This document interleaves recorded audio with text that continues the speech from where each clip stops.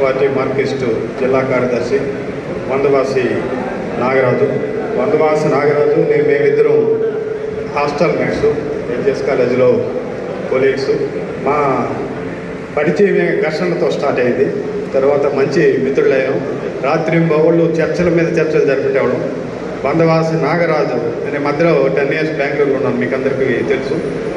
నిజంగా ఆదర్శవంతమైన జీవితం గడుపుతున్నాడు. ఎప్పుడు ఒక బ్యాగ్ తగిలించుకొని ఈ రోజుకి కూడా మంచి కింద స్థాయి బడుగు బలహీన వర్గాల కోసం అనునిత్యం ఎక్కడ సమస్య ఉంటే అక్కడ స్పందించే గుణం ఉన్న వ్యక్తి వందవాసి నాగరాజు. మంచి కళాకారుడు కూడా, మనందరి చేత కూడా పాటలు పాడించగలడు. అంత టాలెంట్ ఉన్న వ్యక్తి. ఒక ఛాంబర్ ఆఫ్ కామర్స్ను ఉద్దేశించి సందేశం ఇవ్వాల్సిందిగా కోరుతున్నాం.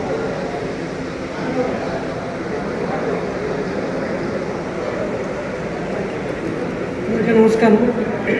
మోహన్ రాజు అన్న నా గురించి నేను తెలిసిన విషయాలు చెప్పినందుకు ఆయన ధన్యవాదాలు తెలియజేస్తున్నాను.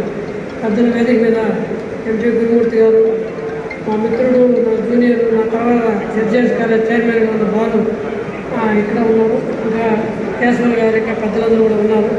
అందుకనే పెద్దలు కింద ఉన్న వ్యాపారస్తులు, మన అనేక రంగాల్లో రాణిస్తున్న మీకు అందరూ కూడా మొట్టమొదటిగా భారత కమ్యూనిస్ట్ పార్టీ మార్క్సిస్ట్ తరఫున నమస్కారాలు తెలియజేస్తున్నాను. ఈరోజు తిరుపతి నగరంలో, తిరుపతి జిల్లాలో ఒక ముఖ్యమైన పాత్ర పోషిస్తూ అనేక ఇబ్బందులను, అనేక ఆటంకాలను ఎదురిస్తూ ప్రజలకి సేవ చేస్తున్న మిమ్మల్ని అందరూ కూడా ఖచ్చితంగా అభినందించాలి. ఎందుకంటే ఒకప్పుడు వ్యాపారం అంటే బ్రహ్మాండమైన లాభాలు, నెల్లూరు మీద నడకలాగా సాగుతున్న పరిస్థితిలో ఈరోజు ఏ ఉపద్రవం వస్తుందా, ఏ అమెజాన్ వస్తుందా, ఏ ఫ్లిప్కార్ట్ వస్తుందా, ఎవరు వచ్చి వ్యాపారాన్ని తరుకోబోతారనే ఒక అభద్రతా భావాన్ని వ్యాపారస్తుల్లో అడుగడుగున ఈరోజు నెలకొన్న పరిస్థితి ఉంది.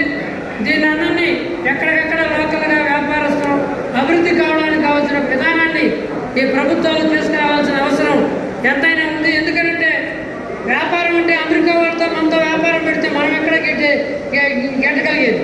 ఎందుకంటే పెద్ద మైక్ టైసన్ తీసుకొచ్చి మా మోహన్ రాజు నువ్వు పోరాడు, బ్రహ్మాండంగా నువ్వు శక్తి ఉందని ఎక్కడ ఫైట్ చేసేది. ఆ రకమైన పరిస్థితి ఉంది.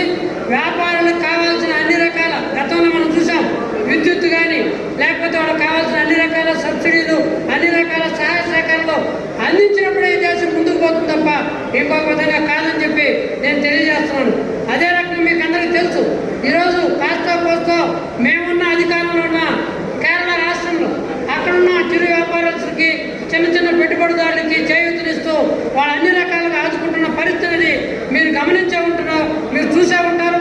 అనేక మంది కేరళ నుంచి ఇక్కడికి వచ్చి చేసుకున్న వ్యాపారస్తులు కూడా తెలుసు. అటువంటి విధానాన్ని ఈరోజు కేంద్ర ప్రభుత్వము, అదే రకంగా రాష్ట్ర ప్రభుత్వాలు తీసుకురావడం ద్వారా మన వ్యాపారస్తులకి అండగా ఉండాల్సిన అవసరం ఉంది. ఆ రకమైన కార్యక్రమం వాళ్ళు చేయాలని చెప్పేసి నేను కోరుతున్నాను. ఈ క్రమంలో మీరు చేసే విజ్ఞాపనలు కానీ, మీరు చేసే విన్నపాల్లో కానీ మా కృషివంతంగా